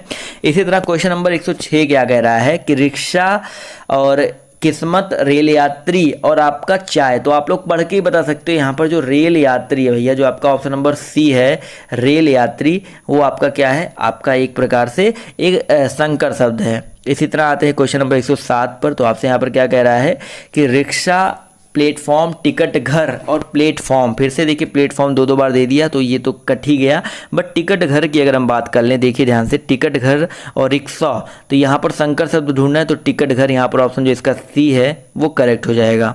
आते हैं क्वेश्चन नंबर 108 पर। तो आपसे यहाँ पर क्या कह रहा है कि कहवा, कारतूस, आलमारी और गिरहकट। तो गिरहकट अभी मैंने आपको बताया था, ये आपका एक संकर शब्द है, तो ऑप्शन जो इसका डी है वो यहाँ पर बिल्कुल करेक्ट हो जाएगा। अगला क्वेश्चन आपका क्या कह रहा है कि श्रृंगाल, लियाकत, तजुर्बा और बम वर्षा। तो इसमें अगर देखा जाए तो आपका जो बम वर्षा है, देखिए बम अलग है, वर्षा अलग है, तो आपका ऑप्शन जो इसका सी है वो यहाँ पर बिल्कुल करेक्ट हो जाएगा। अब देशज शब्द चुनना है, कुछ ऑप्शन कुछ आपके क्वेश्चन है। तो लोटा, किश्ती और बहन भाई। तो यहाँ पर आप आराम से बता सकते हो, जो लोटा है वो आपका क्या है, एक देशज शब्द है। अगला देखिए क्या है, सोहाग। देखिए पहला क्वेश्चन पढ़ के ही पता चल जा रहा है, सोहाग है और एक आपका बीज है, जगमग है और लश्कर है। तो यहाँ पर अगर देखा जाए तो सोहाग यहाँ पर लग रहा है और जगमग में थोड़ा सा कन्फ्यूजन है, बट यहाँ पर आई होप जगमग भी हो सकता है क्योंकि आपका देशज शब्द कह रहा है। तो यहाँ पर ऑप्शन सी जो है ज़्यादा करेक्ट होगा। तो ऑप्शन सी, क्योंकि सोहाग का कुछ अर्थ हो सकता है, दिमाग में नहीं आ रहा है, तो अगर मैं आपको कमेंट करके बता दूंगा या डिस्क्रिप्शन दे दूंगा अगर इसका कुछ भी अर्थ दिमाग में आता है। तो यहाँ पर ऑप्शन जो इसका सी है वो करेक्ट लग रहा है मुझे। आते हैं क्वेश्चन नंबर 112 पर। तो यहाँ पर किशमिश, बाबा, गाड़ी और नमूना। तो यहाँ पर अगर देखा जाए तो आपका जो बाबा है ये आपका एक देशज शब्द से निकला शब्द है, तो ऑप्शन जो इसका बी है वो यहाँ पर बिल्कुल करेक्ट हो जाएगा। इसी तरह आपका क्वेश्चन नंबर 13 कह रहा है कि गैस, कुश्ती, औलाद, डील डील। तो डील डील जो है आपका ये आपका एक देशज शब्द से निकला हुआ शब्द है, तो ऑप्शन जो इसका बी है वो यहाँ पर करेक्ट हो जाएगा। चलिए आते हैं, देखिए कुछ ऐसे देशज शब्द होते हैं जिनका आपको अर्थ खुद ही नहीं पता होता, क्योंकि वो आपके एक क्षेत्र में बोली जाती है। जैसे आप लोग लोटा बोलते हो, पगड़ी बोलते हो, कहीं कुछ और बोला जाता है, कहीं साफा बोला जाता है, सब अलग अलग बोलते हैं। चलिए आते हैं क्वेश्चन नंबर 114 पर। तो आपसे यहाँ पर क्या कह रहा है, जादू, सरसर, हवा, जहर। तो यहाँ पर भी पढ़ के आप बता सकते हो, सरसर कहते हैं ना भैया, हवा सरसर सरसर करती चल रही है, तो ऑप्शन जो इसका सी है वो आपका एक देशज शब्द है। अगले में आपको कुछ शब्द दिए गए हैं, आपको तत्सम चुनना है। तो तद्भव चुन लिया, देशज हो गया, संकर हो गया। अब तत्सम भी देख लेते हैं। डंडा, पश्चिम, खीर और मूंग। तो आराम से पढ़ के बता सकते हो जो पश्चिम है। देखिए ज़्यादातर जो बड़ा सा वाले शब्द जहाँ पर आ जाए ना वो आपका एक क्या बोलते हैं, आपका एक तत्सम शब्द हो ही जाता है, तो ऑप्शन जो इसका सी है करेक्ट हो जाएगा। 116 नंबर क्वेश्चन कह रहा है पगड़ी, अरण्य, फुनंग और चतुर। तो यहाँ पर देखा जाए तो दो में आप लोग को कन्फ्यूजन हो सकती है, बट यहाँ पर अरण्य जो होता है यह आपका बेसिकली आपका एक तत्सम शब्द है, जो ऑप्शन जो इसका बी है वो यहाँ पर बिल्कुल करेक्ट हो जाएगा। आते हैं क्वेश्चन नंबर 117 पर। तो आपसे क्या कह रहा है, झिलमिल, सांप, औषधि और भाप। तो यहाँ पर भी आप लोग देख करके आराम से बता सकते हो कि आपका यहाँ पर बेसिकली ऑप्शन नंबर जो इसका डी है, औषधि, वो आपका क्या हो जाएगा, शाह। यहाँ पर देखिए अलग अलग तरह के सा होते हैं, तो ज़्यादातर जो बड़ा सा या खट्टी सा वाले शब्द यहाँ पर आ जाए वो आपका क्या होता है, आपका वही तत्सम ही होता है। क्लियर है। क्वेश्चन नंबर 118 कह रहा है, थोड़ा सा मैं फास्ट जा रहा हूँ, थोड़ा सा कंट्रोल करता हूँ अपने आप को। अगला क्वेश्चन 118 कह रहा है सुहाग, नक्षत्र, दिया और गोत्र। तो यहाँ पर भी अगर देखा जाए तो आपका जो नक्षत्र है ये बेसिकली आपका एक तत्सम शब्द है, तो ऑप्शन जो इसका सी है करेक्ट हो जाएगा। क्वेश्चन नंबर 119 कह रहा है पीठ, गोत्र, दीह और नारियल। तो यहाँ पर अगर देखा जाए 119 नंबर क्वेश्चन में, तो आपका जो गोत्र है, देखिए सेम क्वेश्चन यहाँ पर रिपीट हो गया, गोत्र है, पीठ है, दीह है और नारियल है। तो गोत्र यहाँ पर भी है, यहाँ पर भी है। तो यहाँ पर अगर हमें देखा जाए तो क्वेश्चन नंबर 118 में अगर देखा जाए तो आपका नक्षत्र भी है और गोत्र यहाँ पर दिया गया था, दोनों है। और क्वेश्चन नंबर 119 में देखा जाए तो गोत्र दिया गया, तो यहाँ पर हो जाएगा। तो 18 में माफ़ कीजिएगा, दोनों हो जाएगा। गोत्र हमने ध्यान नहीं दिया था, तो गोत्र भी हो जाएगा और नक्षत्र भी हो जाएगा, और 19 वाले में आपका गोत्र हो जाएगा। क्लियर है। आते हैं क्वेश्चन नंबर 120 पर। तो आपसे क्या कह रहा है कि निम्नलिखित में से किसे देसी शब्द भी कहा जाएगा। तो देसी शब्द और किसे कह सकते हो भाई, आराम से बता सकते हो कि देशज जो शब्द होता है उसे हम लोग देसी शब्द भी कह सकते हैं। तो ऑप्शन जो इसका बी है वो यहाँ पर करेक्ट हो जाएगा। 121 कह रहा है भाई तत्सम शब्दों का मूल स्रोत क्या है। तत्सम जो शब्द होते हैं बेसिकली उनका मूल स्रोत क्या होता है, संस्कृत होता है, क्योंकि वो संस्कृत से सीधे उठाए हुए होते हैं। तो ऑप्शन जो इसका बी है वो यहाँ पर बिल्कुल करेक्ट हो जाएगा। 122 नंबर क्वेश्चन कह रहा है भाई संकर शब्द किस वर्गीकरण में आते हैं। अगर हम संकर शब्द की बात करते हैं तो दोस्तों ये किस वर्गीकरण में आते हैं, ये उद्गम में आते हैं। संकर शब्द देखें इनका उद्गम होता है, उद्गम होता है, रचना अर्थ इनके अंडर में नहीं आते हैं। तो ऑप्शन जो इसका बी है वो करेक्ट हो जाएगा। सॉरी बी है वो करेक्ट हो जाएगा। अब आएंगे सीधे क्वेश्चन नंबर 123 पर। तो आपसे यहाँ पर क्या कह रहा है कि निम्नलिखित में से कौन सा शब्द भेद उद्गम के आधार पर नहीं है। तो उद्गम के आधार पर कौन सा नहीं है, तो देखा जाए तो यहाँ पर जो आपका रूढ़ है, रूढ़ जो शब्द होते हैं वो आपके उद्गम के आधार पर नहीं होते हैं। तो ऑप्शन जो इसका सी है वो यहाँ पर बिल्कुल करेक्ट हो जाएगा। क्वेश्चन नंबर 124 पर आते हैं। तो आपसे क्या कह रहा है कि शब्दों के वर्गीकरण का आधार क्या है। शब्दों के वर्गीकरण का आधार क्या है, तो भैया शब्दों का वर्गीकरण हम लोग उद्गम अर्थ रचना उपरोक्त देखा जाए तो तीनों के आधार पर कर सकते हैं। तो ऑप्शन जो इसका डी है वो करेक्ट हो जाएगा। क्लियर है दोस्तों। चलिए आते हैं क्वेश्चन नंबर 125 पर। तो देखिए क्वेश्चन नंबर 125 कह रहा है भी शब्द क्या है। जो भी शब्द है वो आपका एक निपात शब्द होता है। तो ऑप्शन जो इसका डी है वो यहाँ पर बिल्कुल करेक्ट हो जाएगा। क्लियर है सर। देखिए वीडियो को लाइक करते हुए चलो, आप देख सकते हो ना सुबह के 3:04 हो रहे हैं, सुबह के 3:04 हो रहे हैं। अभी तक सोया नहीं हूँ, आप सबके लिए वीडियो तैयार कर रहा हूँ, वीडियो प्रिपेयर कर रहा हूँ जिससे आपको कल सुबह सुबह में वीडियो दे सकूँ। तो ये सब चीज़ें आप सबके लिए की जाती है। तो आप लोग प्लीज़ एक वीडियो को लाइक तो कर ही सकते हो। बहुत मेहनत लगती है, ऐसा नहीं लगता कि बस किताब उठाया बना दिया। कुछ लोग कमेंट करते हैं किताब उठाओ बना दो यूट्यूबर बन जाओ, आसान नहीं होता, करके आप खुद देखो पता चल जाएगा। क्लियर है। क्वेश्चन नंबर 126 आपसे क्या कह रहा है कि माता पिता शब्द युग्म है। तो माता पिता जो शब्द युग्म है वो आपका क्या होता है, एक सार्थक शब्द युग्म है। तो यहाँ पर देखा जाए तो ऑप्शन जो इसका बी है सार्थक शब्द युग्म वो यहाँ पर बिल्कुल करेक्ट हो जाएगा। क्वेश्चन नंबर आपका 127 कह रहा है कि प्रा उपसर्ग से बनने वाले शब्द समूह क्या है। तो प्रा से आपका क्या बन सकता है भाई, प्रभाव बन सकता है, बहुत सारी ऐसी चीज़ें बन सकती है। प्रत्येक यहाँ पर देखा जाए तो बन सकता है, तो प्रति से बनता है प्रत्येक, लेकिन प्रा से सिर्फ पूछ रहा है तो प्रभाव बन जाएगा, प्रदेश बन जाएगा, प्रपत्र बन जाएगा। तो ऑप्शन जो इसका डी है वो यहाँ पर करेक्ट हो जाएगा। यहाँ पर प्रत्येक में प्रति आ जाएगा, प्रत्युत्तर में प्रति आ जाता है, यहाँ भी प्रत्येक है, तो ये तीनों तो नहीं बनेंगे। तो ऑप्शन जो इसका डी है वो करेक्ट हो जाएगा। क्वेश्चन नंबर आपका 128 क्या कह रहा है, ध्यान से देखिए कि निम्नलिखित में से वसुधा का समानार्थी क्या है। वसुधा का समानार्थी क्या है भाई, वसुधा का समानार्थी पूछ रहा है। तो यहाँ पर देखा जाए तो वसुंधरा जो है आपका ऑप्शन जो इसका बी है ये वसुधा का समानार्थी हो जाएगा। क्वेश्चन नंबर 129 क्या कह रहा है कि नृत्य का तद्भव शब्द क्या है। नृत्य की अगर हम बात करते हैं तो नृत्य का तद्भव क्या होता है सर, आपका नाच होता है। तो यहाँ पर ऑप्शन जो इसका बी है वो करेक्ट हो जाएगा। 130 नंबर क्वेश्चन कह रहा है कि अंगुली का तद्भव क्या है। भाई आपको पता है अंगुली की अगर हम बात करते हैं तो इसका तद्भव क्या होता है, उंगली होता है। तो उंगली बोलते हो आप लोग ना, तो ऑप्शन जो इसका सी है वो यहाँ पर बिल्कुल करेक्ट हो जाएगा। 131 नंबर क्वेश्चन कह रहा है कि चतुष्कोण का तद्भव क्या है। भाई चतुष्कोण की अगर हम बात करते हैं तो इसका तद्भव होता है चौकोर। क्या होता है सर, चौकोर होता है। तो ऑप्शन जो इसका ए है वो यहाँ पर बिल्कुल करेक्ट हो जाएगा। क्वेश्चन नंबर आपका 132 कह रहा है कि कौन सा शब्द तत्सम है। तो यहाँ पर अगर देखा जाए कौन सा शब्द तत्सम है, तो चंचु जो शब्द है ऑप्शन नंबर जो इसका सी है चंचु शब्द वो आपका तत्सम शब्द है। क्लियर है। चलिए आते हैं क्वेश्चन नंबर 133 पर। तो आपसे कह रहा है कि नमक का तत्सम रूप क्या है। अगर हम बात करते हैं नमक के तत्सम रूप के बारे में, तो नमक का तो जो तत्सम रूप होता है आपका लवण होता है। तो ऑप्शन जो इसका सी है वो यहाँ पर बिल्कुल करेक्ट हो जाएगा। क्वेश्चन नंबर आपका 134 कह रहा है कि सतसई का तत्सम क्या है। तो भाई सतसई का जो तत्सम होता है वो सप्तशती होता है। क्या होता है सर, सप्तशती होता है। तो ऑप्शन जो इसका सी है वो यहाँ पर बिल्कुल करेक्ट हो जाएगा। 135 नंबर क्वेश्चन पर आते हैं। तो भाषा की सबसे छोटी इकाई क्या है। तो भाषा की जो सबसे छोटी इकाई है वो आपकी वर्ड कहलाती है, यानी कि ऑप्शन जो इसका सी है वो यहाँ पर बिल्कुल करेक्ट हो जाएगा। देखिए बिना रुके मैंने आपसे बोला था ना कि ये वीडियो आपको बनाऊंगा, तो आप देख सकते हैं यहाँ पर 44 मिनट हो चुका है अभी बिना रुके। देखिए बिना कट एंड क्रॉप की वीडियो चल रहा है और ये चलता रहेगा। मैं आपसे जो वादा करता हूँ वो करता हूँ, ये नहीं कि कट और क्रॉप करके आपके लिए वीडियो बनाऊँ, पूरी मेहनत के साथ आपके लिए वीडियो बनाता हूँ। क्वेश्चन नंबर आपका यहाँ पर 36 कह रहा है कि वर्णमाला कहते हैं। तो भाई वर्णमाला जो है किसे कहते हैं, तो याद रखिएगा यहाँ पर आपका जो वर्णों का व्यवस्थित समूह होता है उनको वर्णमाला कहा जाता है। तो ऑप्शन जो इसका डी है वो यहाँ पर बिल्कुल करेक्ट हो जाएगा। क्वेश्चन नंबर 137 कह रहा है कि प्रकोष्ठ शब्द क्या है। भाई प्रकोष्ठ जो शब्द है वो आपका क्या है, एक तत्सम शब्द होता है। तो ऑप्शन जो इसका बी है वो यहाँ पर बिल्कुल करेक्ट हो जाएगा। जितने लोग अभी तक नहीं याद है तो टेलीग्राम पर मैं इसका पीडीएफ दे चुका हूँ, तो आप जाके वहाँ देख सकते हैं।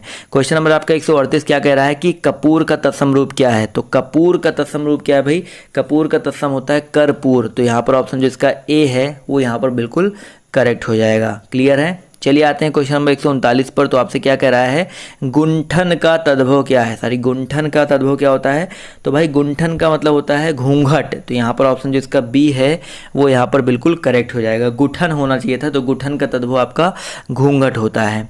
क्वेश्चन नंबर आपका देखिए यहाँ पर क्या कह रहा है, 140 नंबर कह रहा है कि संविदा का सर्वाधिक उपयुक्त के अर्थ क्या है। संविदा आपने देखा है ना क्या होता है, संविदा मतलब होता है बेसिकली ठेका होता है। क्या होता है, ठेका होता है। तो बेसिकली ये सबसे उपयुक्त अर्थ है। तो ऑप्शन इसका बी है वो यहाँ पर बिल्कुल करेक्ट हो जाएगा। 141 नंबर क्वेश्चन कह रहा है कि यौगिक शब्द की पहचान करें। तो ये यौगिक शब्द की पहचान करना है। तो यहाँ पर अगर देखा जाए तो यौगिक शब्द, तो कक्षा अध्यापक जो है वो आपका यौगिक शब्द है। यौगिक मतलब क्या होता है, दो चीज़ों से मिलकर बनता है, दो शब्दों से मिलकर बनता है। तो कक्षा प्लस अध्यापक मिलकर आपका बना है कक्षा अध्यापक। तो ऑप्शन जो इसका डी है करेक्ट हो जाएगा। चलिए आते हैं अगले क्वेश्चन पर। तो 142 क्वेश्चन कह रहा है कि दर्शन का तद्भव क्या है। भाई दर्शन का तद्भव कई बार बता चुका हूँ, दर्शन होता है। तो ऑप्शन जो इसका बी वाला है वो यहाँ पर बिल्कुल करेक्ट हो जाएगा। क्वेश्चन नंबर 143 कह रहा है कि आँख शब्द का तत्सम रूप क्या है। तो आँख शब्द का जो तत्सम रूप होता है वो अक्ष ही होता है। और तो यहाँ पर देखा जाए तो आँख का जो तत्सम कह रहा है ना, तो आपका अच्छी हो जाएगा। इसके अलावा चक्षु, लोचन और नेत्र इसके पर्यायवाची मान सकते हो। क्लियर है। चलिए आते हैं क्वेश्चन नंबर 144 पर। तो आपसे क्या कह रहा है कि रचना के अनुसार शब्द के प्रकार कितने हैं। तो भाई रचना के आधार पर जो शब्द होते हैं वो आपके कितने प्रकार के होते हैं। भाई आपके 4 प्रकार के होते हैं। अब आप लोग का एक काम बनता है ना, ये चारों प्रकार आप लोग कमेंट करके बताओ ये चारों प्रकार कौन कौन से होते हैं रचना के आधार पर। चलिए आते हैं क्वेश्चन नंबर 145 पर। तो कह रहा है रूढ़ शब्द का चयन करें। तो रूढ़ शब्द का चयन करना है। तो यहाँ पर अगर देखा जाए तो शूल जो दिया गया है वो आपका एक रूढ़ शब्द है, इनका खंड नहीं कर सकते हो। तो यहाँ पर आपका ऑप्शन नंबर जो इसका सी है वो करेक्ट हो जाएगा। क्वेश्चन नंबर 146 कह रहा है कि विभूति का अनेकार्थक शब्द नहीं है। तो विभूति का अनेकार्थक शब्द क्या है, कौन सा नहीं है। तो यहाँ पर देखा जाए तो वैभव जो होता है वो आपका किसी भी प्रकार की विभूति का अनेकार्थक शब्द नहीं है। इसके अलावा शक्ति, ऐश्वर्य, राख ये आपके विभूति के अनेकार्थक शब्द होते हैं। क्लियर है। चलिए आते हैं क्वेश्चन नंबर 147 पर। तो आपसे क्या कह रहा है कि व्याकरणिक विवेचन के आधार पर हिंदी शब्दों के भाग हैं। तो व्याकरणिक विवेचन के आधार पर हिंदी शब्दों के भाग कौन कौन से हैं। भाई विकारी होते हैं और आपके अविकारी होते हैं। यहाँ पर आविष्कारी लिखा है वो थोड़ा सा गलत लिखा है, बट अविकारी होगा, थोड़ा सा इसको सही कर लीजिएगा। तो ऑप्शन जो इसका सी है वो यहाँ पर बिल्कुल करेक्ट हो जाएगा। क्लियर है दोस्तों। चलिए आते हैं क्वेश्चन नंबर 148 तरफ। अभी थोड़ा देर और रुक जाइए ना, बस 50 क्वेश्चन तो मुश्किल से और बचे हैं कि निम्नलिखित में से विरक्त शब्द कौन सा है। तो विरक्त शब्द यहाँ पर पूछा गया है। तो यहाँ पर अगर देखा जाए तो आपका जगह जगह, तो आपका ऑप्शन जो इसका डी है जगह जगह वो आपका क्या है, एक विरक्त शब्द है। तो ऑप्शन जो इसका डी है वो बिल्कुल करेक्ट हो जाएगा। अगला क्वेश्चन कह रहा है कि अनेकार्थक शब्द कौन सा है। 149 नंबर क्वेश्चन कह रहा है कि अनेकार्थक शब्द कौन सा है। तो यहाँ पर जो काल है, ऑप्शन जो इसका डी है काल, वो आपका एक अनेकार्थक शब्द है। क्लियर है दोस्तों। चलिए आते हैं क्वेश्चन नंबर 150 की तरफ। तो आपसे क्या कह रहा है कि आत्मा का अनेकार्थक शब्द क्या है। अगर हम बात करते हैं आत्मा के बारे में तो हृदय जो है वो आपका आत्मा का अनेकार्थक शब्द है। तो हृदय बहुत ही इंपॉर्टेंट है। तो ऑप्शन जो इसका ए है वो यहाँ पर बिल्कुल करेक्ट हो जाएगा। 151 नंबर क्वेश्चन कह रहा है कि रस्सी का तत्सम रूप क्या है। भाई रस्सी का जो तत्सम रूप है वो आपका रश्मि होता है। क्या होता है, रश्मि होता है। तो ऑप्शन जो इसका सी है वो यहाँ पर बिल्कुल करेक्ट हो जाएगा। चलिए आते हैं क्वेश्चन नंबर 152 की तरफ। तो आपसे कह रहा है कि हाथी का तत्सम रूप क्या है। अगर हम बात करते हैं हाथी के बारे में तो हाथी का तत्सम रूप क्या होता है, हस्तिन होता है। तो ऑप्शन जो इसका ए है वो यहाँ पर बिल्कुल करेक्ट हो जाएगा। क्लियर है। चलिए आते हैं क्वेश्चन नंबर 153 पर। तो आपसे यहाँ पर क्या कह रहा है कि अट्टालिका का तद्भव रूप क्या है। तो अट्टालिका का जो तद्भव रूप होता है वो आपका अटारी होता है। तो ऑप्शन जो इसका सी ए है वो यहाँ पर बिल्कुल करेक्ट हो जाएगा। क्लियर है सर। चलिए आते हैं क्वेश्चन नंबर 154 पर। तो जूता शब्द कैसा शब्द है। तो जो जूता शब्द होता है वो आपका एक देशज शब्द होता है। कैसा शब्द होता है, देशज शब्द होता है। तो ऑप्शन जो इसका डी है वो यहाँ पर बिल्कुल करेक्ट हो जाएगा। क्लियर है दोस्तों। चलिए आते हैं क्वेश्चन नंबर 156 56 पर आते हैं। तो यहाँ पर क्या कह रहा है कि यौगिक धातु है, तो यौगिक धातु यहाँ पर ढूंढना है। तो यहाँ पर अगर देखा जाए तो पढ़ है, दौड़ना है, लिख है और चल है। तो यहाँ पर जो आपका दौड़ना है वो आपका यौगिक धातु हो जाएगा। आप यहीं पढ़ना, लिखना, चल होता तो आपका ये यौगिक हो जाता, लेकिन यहाँ पर दौड़ना, तो ऑप्शन जो इसका सी है वो यहाँ पर बिल्कुल करेक्ट हो जाएगा। क्वेश्चन नंबर आपका 157 कह रहा है कि यौगिक क्रिया है। तो यौगिक क्रिया यहाँ पर देखिए क्या हो जाएगा, गाना, चल देना, खाना वाना, पीना बीना। तो आराम से बता सकते हो यहाँ पर जो चल देना है, तो ऑप्शन जो इसका सी है चल देना, ये आपका क्या हो जाएगा, यौगिक क्रिया हो जाएगा। यौगिक धातु हो गया, यौगिक क्रिया हो गया। अगला कह रहा है कि इस वाक्य में क्या क्रिया क्या है। घोड़ा दौड़ रहा था, तो भाई दौड़ना जो होता है क्रिया होती है, आप सबको पता है। तो यहाँ पर जो दौड़ है वो आपकी क्रिया है, तो ऑप्शन जो इसका बी है वो करेक्ट हो जाएगा।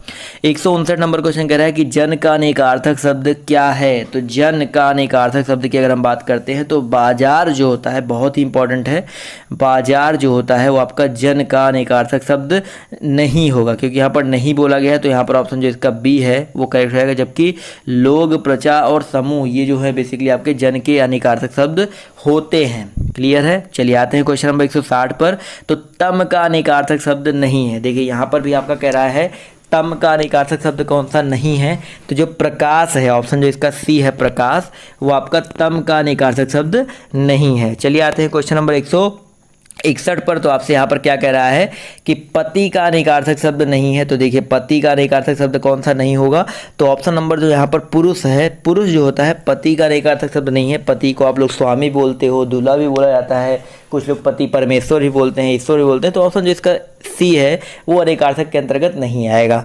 क्वेश्चन नंबर आपका 162 कह रहा है कि उजाला, उजला का तत्सम रूप क्या है। उजला का जो तत्सम रूप होता है वो आपका उज्ज्वल होता है। क्या होता है सर, उज्ज्वल होता है। तो ऑप्शन जो इसका सी है वो यहाँ पर बिल्कुल करेक्ट हो जाएगा। क्वेश्चन नंबर आपका 163 कह रहा है तत्सम शब्द नहीं है।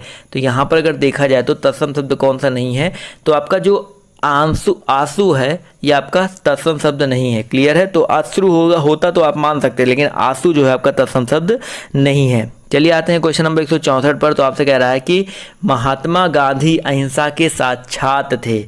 महात्मा गांधी जो थे वो आपके अहिंसा के साक्षात थे।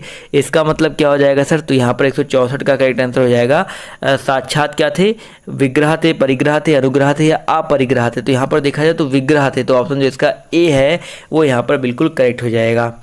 चलिए आते हैं क्वेश्चन नंबर 165 पर। तो आपसे क्या कह रहा है कि देशज शब्द है। तो यहाँ पर देशज शब्द ढूंढा जा रहा है। तो देखा जाए तो चिट्ठियाँ जो है, चिट्ठियाँ मेरे को दिखाई पड़ रहा है। तो यहाँ पर जो चिड़िया है और आशा है, गरम है, मज़ा है। तो यहाँ पर अगर देखा जाए तो चिड़िया तो देशज शब्द नहीं होगा, गरम, आशय, मज़ा। तो यहाँ पर देखा जाए मज़ा हो सकता है। ऑप्शन जो इसका डी है, मज़ा, ऑप्शन डी यहाँ पर बिल्कुल करेक्ट हो जाएगा। बट थोड़ा सा कन्फ्यूजन है चिड़िया और मज़ा में, तो मुश्किल से देखा जाए तो मज़ा ज़्यादा करेक्ट होगा। तो ऑप्शन जो इसका डी है वो यहाँ पर करेक्ट हो जाएगा। आते हैं क्वेश्चन नंबर 166 पर। तो आपसे यहाँ पर क्या कह रहा है तत्सम शब्द कौन सा है। क्वेश्चन नंबर 166 में देखा जाए तो आम्र जो है आपका ऑप्शन नंबर ए, यह आपका तत्सम शब्द है। क्लियर है। क्वेश्चन नंबर आपका 167 कह रहा है तद्भव शब्द क्या है।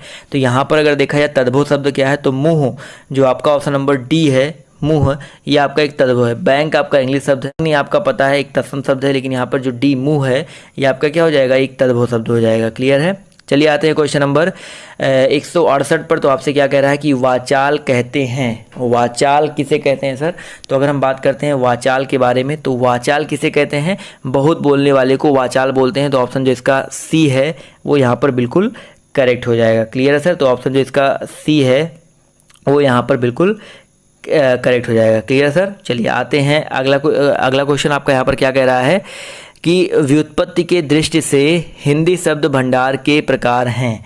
तो व्युत्पत्ति के दृष्टि से हिंदी शब्द भंडार के कितने प्रकार होते हैं। तो व्युत्पत्ति की दृष्टि से दोस्तों आपके 4 प्रकार होते हैं। कितने प्रकार होते हैं, तो ऑप्शन जो इसका सी है वो यहाँ पर बिल्कुल करेक्ट हो जाएगा। क्लियर है। तो यहाँ पर जो ऑप्शन नंबर आपका कौन सा है, सी है, वो यहाँ पर बिल्कुल करेक्ट हो जाएगा। चलिए आते हैं अगले क्वेश्चन पर। तो अगला क्वेश्चन आपका यहाँ पर क्या कह रहा है, देखिए ध्यान से, तत्सम शब्द कौन सा है। तो तत्सम शब्द पूछ रहा है आपसे यहाँ पर। तो यहाँ पर अगर देखा जाए तत्सम शब्द की अगर हम बात करते हैं तो भादो, भाद्रपद, भाद्रपद नहीं है, भाद्रपद। ऑप्शन अगर बी की बात करते हैं तो ये आपका तत्सम शब्द है। क्लियर है सर। तो ऑप्शन जो इसका बी है वो यहाँ पर बिल्कुल करेक्ट हो जाएगा। क्लियर है। चलिए आते हैं अगले क्वेश्चन पर। तो अगला क्वेश्चन आपका यहाँ पर कह रहा है कि तद्भव शब्द यहाँ पर कौन सा है। तो तद्भव शब्द यहाँ पर कौन सा हो जाएगा। तो यहाँ पर 171 में देखा जाए तो भाप है, वाष्प है, उष्ण है और वाष्पन है। तो यहाँ पर जो आपका भाप है, तद्भव पूछ रहा है, तो ऑप्शन जो इसका क्या बोलते हैं ए है, वो यहाँ पर बिल्कुल करेक्ट हो जाएगा। क्लियर दोस्तों। चलिए आते हैं अगले क्वेश्चन तरफ। तो अगला क्वेश्चन आपका देखिए यहाँ पर क्या कह रहा है कि संयुक्त क्रिया का उदाहरण कौन सा है। तो संयुक्त क्रिया का उदाहरण कौन सा है, तो याद रखिएगा 172 में क्या हो जाएगा सर, इसका जो करेक्ट आंसर हो जाएगा तुम प्रतिदिन पढ़ने आया करो। तो ऑप्शन जो इसका सी है वो यहाँ पर बिल्कुल करेक्ट हो जाएगा, तुम प्रतिदिन पढ़ने आया करो।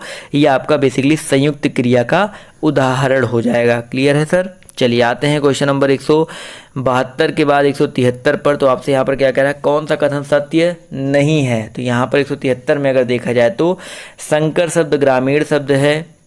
यहाँ पर पहला जो कह रहा है फिर से वही सेम क्वेश्चन रिपीट हो गया। तो ये आपका देखा जाए तो संकर शब्द ग्रामीण शब्द है ही नहीं, तो ऑप्शन जो इसका ए है वो यहाँ पर बिल्कुल करेक्ट हो जाएगा। आते हैं क्वेश्चन नंबर 174 पर। तो गृहकट, फिर से क्वेश्चन रिपीट हो गया क्या सारे के सारे। तो गृहकट शब्द क्या है, तो भाई देखिए फिर से रिपीट हो गया तो मैं छोड़वा दूंगा, कोई दिक्कत नहीं है। तो गृहकट आपको पता है देश शब्द है, तो यहाँ पर देश शब्द चुनना है। तो आपको पता है लोटा जो है आपका देश शब्द है, रिपीट हो गया, चाहे 2-3 क्वेश्चन रिपीट हो गए तो कोई बात नहीं। अब देखिए इसमें बताना आपको कि निम्नलिखित में से तत्सम शब्द चुनना है आपको। तत्सम शब्द यहाँ पर देखा जाए तो क्या हो जाएगा 176 में, तो आपका जो पश्चिम है वो आपका क्या हो जाएगा, एक तत्सम शब्द हो जाएगा। क्लियर है सर। चलिए आते हैं अगले क्वेश्चन पर। तो यहाँ पर कह रहा है निम्नलिखित में से किसे देसी शब्द कहा जाता है। तो यहाँ पर कई सारे क्वेश्चन रिपीट हो गए, उसके लिए माफ़ी चाहूँगा। तो देसी शब्द किसे कहा जाता है, देसी शब्द को आपका देसी शब्द कहा जाएगा। चलिए अब आते हैं कुछ नए क्वेश्चन तरफ। तो यहाँ पर क्या कह रहा है कि निम्नलिखित प्रश्नों में से कौन सा युग्म शब्द अशुद्ध है। तो यहाँ पर देखा जाए तो कौन सा युग्म शब्द अशुद्ध है, तो पति रूपतियो। देखा जाए तो ये जो पति रूपतियो दिया गया है, ये पति रूपतियो यहाँ पर देखा जाए तो ये अशुद्ध देखने में ही लग रहा है। तो ऑप्शन जो इसका ए है वो यहाँ पर बिल्कुल करेक्ट हो जाएगा।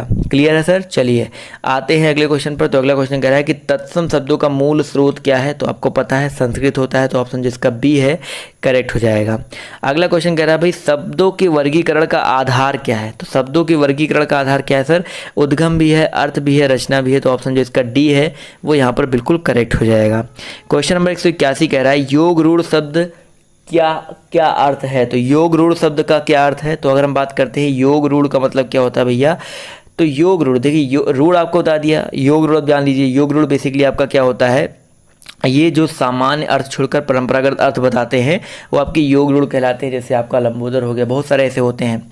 आते हैं अगले क्वेश्चन पर। तो आपसे क्या कह रहा है कि विकारी शब्दों के जिस रूप से उनकी संख्या का बोध होता है वे क्या कहलाते हैं। तो विकारी शब्दों के जिस रूप से उनकी संख्या का बोध हो बेसिकली वो आपके वचन कहलाते हैं। तो एक वचन, दो वचन आपने सुना है ना, तो ऑप्शन जो इसका ए है वो यहाँ पर बिल्कुल करेक्ट हो जाएगा। क्लियर है। चलिए आते हैं क्वेश्चन नंबर 183 पर। तो आपसे क्या कह रहा है कि संस्कृत के वे शब्द जो हिंदी में बिना किसी परिवर्तन के प्रयुक्त होते हैं वो क्या कहलाते हैं। तो भैया क्या कहलाते हैं संस्कृत के वे शब्द, तो बेसिकली आपका तत्सम कहलाते हैं। तो ऑप्शन जो इसका सी है वो यहाँ पर बिल्कुल करेक्ट हो जाएगा। अग्नि, अष्ट, अश्रु, अच्छी, बहुत सारे ऐसे तत्सम शब्द हैं। चलिए आते हैं क्वेश्चन नंबर 184 पर। तो आपसे क्या कह रहा है कि निम्नलिखित में से किस समूह में सभी शब्द तत्सम हैं। तो यहाँ पर सभी शब्द तत्सम यहाँ पर कौन सा हो जाएगा सर, 184 में अगर देखा जाए तो सभी शब्द आपका तत्सम यहाँ पर शर्करा, पवन, ज्येष्ठ, अग्नि। पहले वाले ऑप्शन की अगर हम बात करते हैं तो अग्नि भी आपका तत्सम है, ज्येष्ठ भी है आपका, शर्करा भी है और पवन भी है। तो यहाँ पर देखा जाए पहला ही ऑप्शन यहाँ पर करेक्ट हो जाएगा। तो ऑप्शन जो इसका ए है करेक्ट हो जाएगा। इसमें देखा जाए तो घोड़ा नहीं है, इसमें किताब, नानी, चाकू नहीं है, चम्मच, हाथी नहीं है। तो क्लियर है। चलिए आते हैं 185 पर। तो आपसे कह रहा है स्वर्ण कैसा शब्द है। तो स्वर्ण बेसिकली आपका देखा जाए तो आपका एक तत्सम शब्द है। स्वर्ण हो गया, स्वप्न हो गया, संध्या हो गई, ये सारे तत्सम होते हैं। तो ऑप्शन जो इसका ए है वो यहाँ पर बिल्कुल करेक्ट हो जाएगा। 186 नंबर क्वेश्चन आपसे क्या कह रहा है कि वे शब्द जो प्रकृति, प्रत्यय अथवा दूसरे शब्दों के योग से बनी हो वो क्या कहलाते हैं। जो प्रकृति से बने हो, प्रत्यय से बने हो अथवा दूसरे शब्दों के योग से बने होते हैं वो क्या कहलाते हैं। तो याद रखिएगा वे बेसिकली आपके क्या कहलाते हैं, यौगिक शब्द कहलाते हैं। तो ऑप्शन जो इसका डी है वो यहाँ पर बिल्कुल करेक्ट हो जाएगा। बहुत ही इंपॉर्टेंट है, तो ऑप्शन डी यहाँ पर बिल्कुल करेक्ट हो जाएगा। 187 नंबर क्वेश्चन कह रहा है कि नीचे दिए गए विकल्पों में से तत्सम शब्द का चयन कीजिए। तो तत्सम शब्द का चयन करना है। यहाँ पर देखा जाए तो आम्र है, तो आम्र ही देखा जाए तो आपका तत्सम है आम का होता है, तो ऑप्शन जिसका ए है वो यहाँ पर करेक्ट हो जाएगा। देख सकते हैं कि 59 मिनट हो चुका है, 1 घंटे हो चुका है, अभी तक मैंने कट नहीं किया है। अगला क्वेश्चन आपका यहाँ पर क्या कह रहा है कि दिए गए विकल्पों में से तद्भव शब्द का चयन कीजिए। तो तद्भव शब्द का चयन करना है तो याद रखिएगा 188 का करेक्ट आंसर क्या हो जाएगा सर, आपका मुंह। जो आपका मुंह है, ऑप्शन नंबर जो इसका डी है वो आपका एक तद्भव शब्द है, जबकि बैंक, अग्नि, अमीर ये आपके देखा जाए तो अलग अलग होते हैं। देखिए अभी मैंने अमीर के बारे में बताया था, शायद दिमाग में उस समय नहीं आ रहा था। तो अमीर बेसिकली आपका एक फ़ारसी शब्द होता है, मैंने शायद उस समय कुछ और बोल दिया था, पुर्तगाली बोल दिया था। तो पुर्तगाली नहीं होता, बेसिकली आपका एक फ़ारसी शब्द होता है। क्लियर है? चलिए आते हैं क्वेश्चन नंबर 189 पर। तो आपसे यहाँ पर क्या कह रहा है कि निम्नलिखित विकल्पों में से सकर्मक क्रिया का चयन करना है। आपको क्या करना है सर, सकर्मक क्रिया का चयन करना है। तो याद रखिएगा यहाँ पर लेटना, पिघलना, छूटना और तड़पाना। तो यहाँ पर सकर्मक क्रिया कौन सी हो जाएगी, बहुत ही इंपॉर्टेंट है। तो यहाँ पर जो तड़पाना है वो आपका सकर्मक क्रिया हो जाएगा। तो ऑप्शन जो इसका डी है वो यहाँ पर बिल्कुल करेक्ट हो जाएगा। 190 नंबर क्वेश्चन कह रहा है कि बड़ों के लिए उपयुक्त अभिवादन का चयन कीजिए। बड़ों के लिए उपयुक्त अभिवादन भैया सादर प्रणाम बोलते हैं बड़ों को। तो ऑप्शन जो इसका बी है वो यहाँ पर बिल्कुल करेक्ट हो जाएगा। अगला क्वेश्चन कह रहा है कि निम्नलिखित शब्दों के दिए गए विकल्पों में तत्सम शब्द का चयन कीजिए। तो तत्सम शब्द का आपको चयन करना है। तो यहाँ पर अगर देखा जाए तो कलश, जो आपका ऑप्शन ए है, कलश जो है आपका तत्सम शब्द हो जाएगा। तो ऑप्शन जिसका ए है वो यहाँ पर बिल्कुल करेक्ट हो जाएगा। क्लियर है दोस्तों? चलिए क्लियर है तो आते हैं अगले क्वेश्चन की तरफ। तो अगला क्वेश्चन आपका यहाँ पर क्या कह रहा है कि घुड़सवार शब्द निम्न में से क्या है। तो घुड़सवार, तो घुड़सवार आप देख के ही बता सकते हो कि यौगिक शब्द है। तो ऑप्शन जो इसका सी है वो यहाँ पर बिल्कुल करेक्ट हो जाएगा। क्लियर है दोस्तों? तो सी पर टिक करेंगे और बढ़ेंगे हम लोग अगले क्वेश्चन की ओर। तो अगला क्वेश्चन आपका यहाँ पर क्या कह रहा है, ध्यान से देखिए कि अजायब घर क्या है भाई। अजायब घर की अगर हम बात करते हैं तो ये होता है आपका एक संकर शब्द, दो अलग अलग भाषाओं से मिलकर बना शब्दों से मिलकर है। तो ऑप्शन जिसका डी है वो यहाँ पर बिल्कुल करेक्ट हो जाएगा। आते हैं अगले क्वेश्चन पर। तो अगला क्वेश्चन आपका कह रहा है कि मोर का तत्सम रूप क्या होता है। अगर हम बात करते हैं भैया मोर के बारे में, तो मोर का तत्सम क्या होता है। तो बिल्कुल सिंपल सा क्वेश्चन है, कई बार आपने देखा भी होगा, मयूर होता है। तो ऑप्शन जो इसका बी है वो यहाँ पर बिल्कुल करेक्ट हो जाएगा। क्वेश्चन नंबर आपका 95 कह रहा है कि निम्नलिखित में से योग रूढ़ शब्द चुनना है। 195 में योग रूढ़ शब्द चुनना है। तो आपका जो चक्रपाणी है, देखिए चक्रपाणी, तो कानी उंगली में, पानी उंगली में जिसके चक्र होता है वो आपका चक्रपाणी विष्णुदेव कहलाते हैं। तो ऑप्शन जिसका बी है वो यहाँ पर एक योग रूढ़ हो जाएगा। 196 नंबर क्वेश्चन देखिए ध्यान से, क्या कह रहा है कि जिस मूल शब्द में विकार होने से क्रिया बनती है उसे क्या कहते हैं। तो जिस मूल शब्द में विकार होने से क्रिया बनती है उन्हें हम लोग बोलते हैं यौगिक धातु। तो ऑप्शन जो इसका डी है वो यहाँ पर बिल्कुल करेक्ट हो जाएगा। तो क्लियर है सर? तो 1 घंटे 2 मिनट का जो वीडियो है आपके लिए मैंने यहाँ पर प्रिपेयर किया है बिना रुके, और एक बीच में एक गलती हुई थी अमीर शब्द को लेकर के, तो उसके लिए माफ़ कर देना। तो मैं कोई कट और क्रॉप नहीं कर रहा हूँ, सीधे पढ़ा रहा हूँ। तो बस आपको ये वीडियो कैसा लगा आप लोग इतना कमेंट करके बताइएगा, और इसके अलावा इसी तरह के वीडियोस मैं आपके लिए लेकर के आता रहता हूँ। तो बस यार आज के इस वीडियो में इतना ही, के लिए बाय, टेक केयर, जय हिंद, जय भारत। बस शेयर कर दो ज़्यादा से ज़्यादा, PDF मैं आपको अपने टेलीग्राम ग्रुप पर दे दूंगा। शेयर करो ज़्यादा से ज़्यादा यार, शेयर करो, लाइक करो, तभी तो आपको PDF मैं आपको इतना सब कुछ दे रहा, तो इतना तो कर ही सकते हो। तो अभी के लिए बाय, टेक केयर, जय हिंद, जय भारत।